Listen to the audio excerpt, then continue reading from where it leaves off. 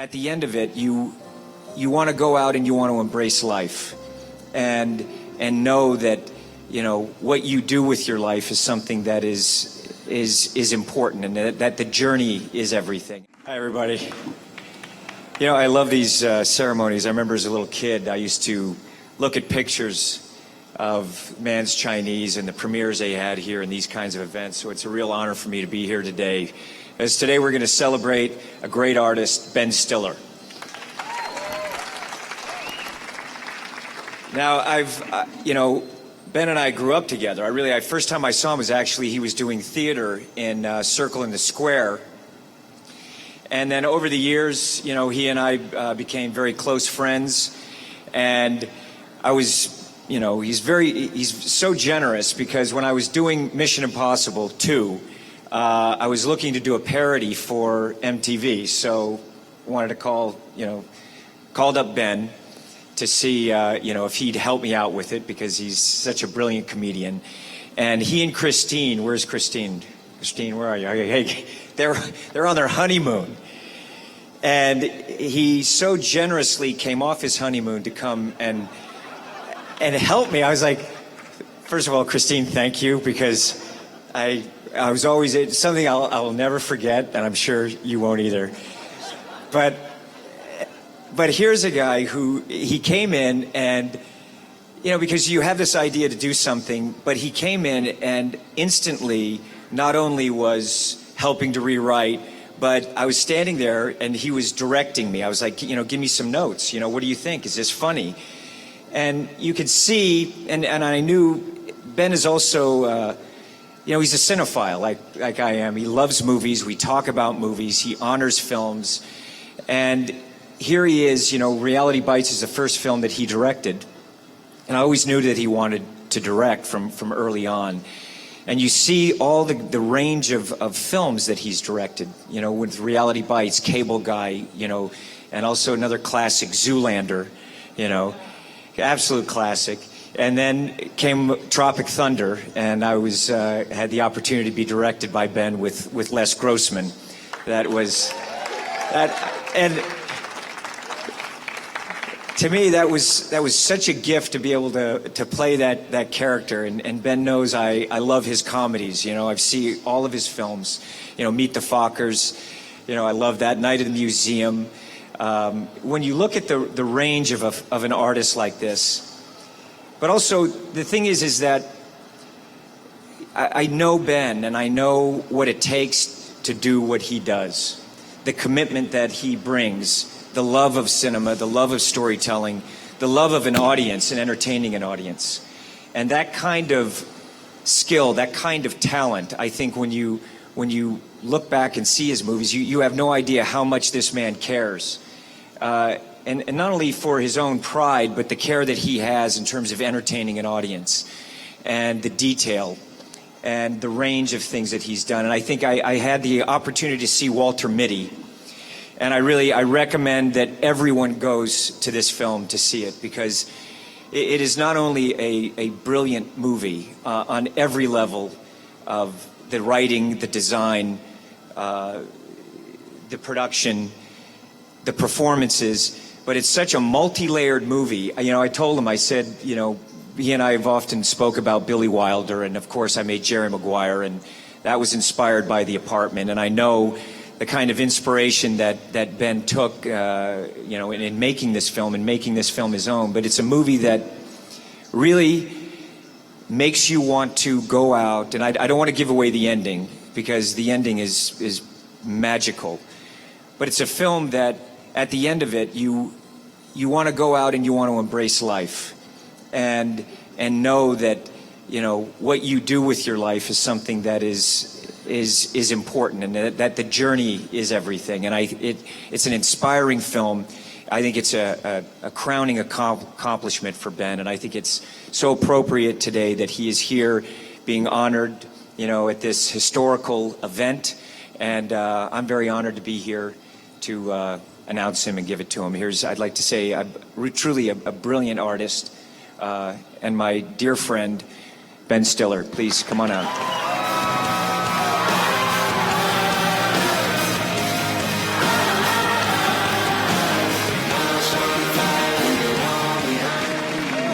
Hello, thank you. All right. Thank you. Thank you, Tom. Wow, this is great. This is like a weird, surreal dream. I'm here at Chinese Theater. I'm getting my handprints in the cement. Tom Cruise is there. Michael Jordan comes out, does a slam dunk over a Lamborghini. The Beastie Boys dedicate a song to me, and Cheryl Ladd pops out of a cake. That's usually how the dream ends. Tom, you are amazing. You're an amazing person, an amazing actor. You literally have made most of the iconic movies in the last 25 years. I do think things might have gone a little differently for both of us if I had beaten you out for that role in Taps back in '81. I decided to go a little more comedic. And yeah, Tom's right. We met a long time ago, but we really got to know each other when we did this little MTV short where I did leave my honeymoon early, but Christine knows it was raining and there were bugs at the resort. But in the short, I play Tom's sycophantic stunt double who's obsessed with him. And over the years, we've gotten to know each other, and now I'm proud to say that I'm Tom's sycophantic friend that's obsessed with him. It's been a wonderful journey, Tom. I know this isn't an award per se, but I'm going to pretend like it is for a second because I'd like to thank a bunch of people. I want to thank all the people who've given me a chance over the years, all the agents and managers and casting directors who took a chance on me even when I didn't even really know what the hell I was doing. And that you had faith in me that I would somehow get it together one of these days, and I did, I guess, kind of. To all my really close friends and family who are here, who came out at 11 a.m. on a Tuesday. I know that's not easy, so thank you. My friend Judd Apatow is here. Yeah.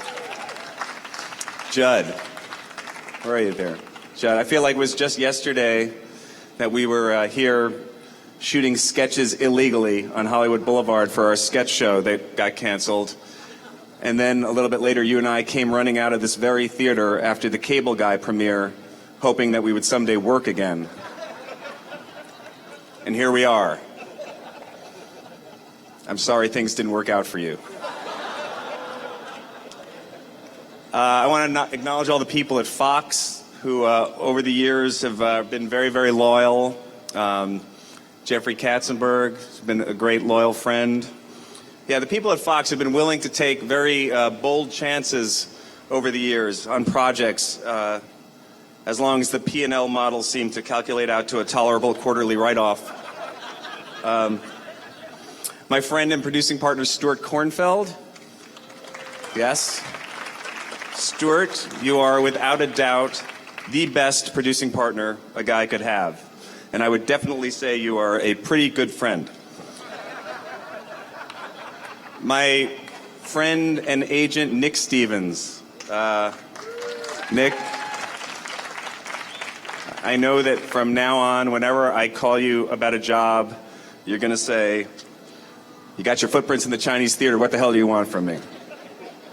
My mom and dad couldn't be here, but I did want to say that I want to thank them. I wouldn't be here without the love, support, nurturing, and all the other stuff they withheld from me as a child. I'm joking. Actually, the truth is, I'm joking. The truth is I couldn't have done anything without their love and real support. They're two of the most hardworking, talented people I know, and the example they set for me is one that I've been trying to live up to my whole life. And actually, my dad did want to come out here, but he lives in New York, and I said, Dad, don't come out here. You know, I don't want you to come all the way across the country just for this. And he goes, no, I really want to. And I said, no, it's not necessary. You know, I don't want you to have to do it. And he goes, no, please let me come. I could really use the publicity. I love you, Dad.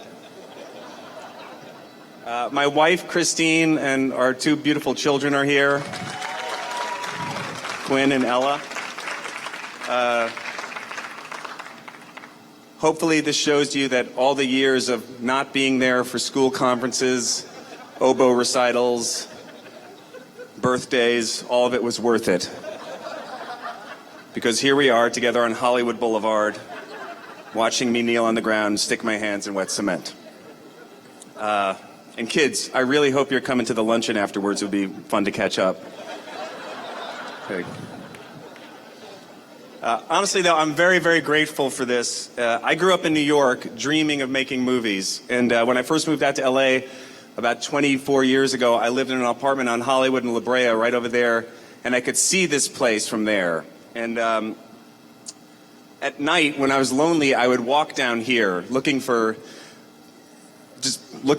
to come to the Wax Museum and, go to see movies. But nothing weird.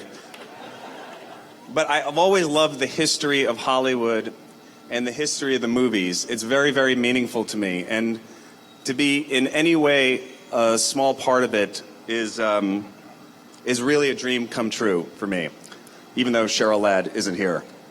So I'm humbled and I'm touched, and I'm very proud to know that wherever I go and long after I'm dead, my footprints will be here in Hollywood, being stood on by a fake Shrek posing with tourists for $1. Thank you very much.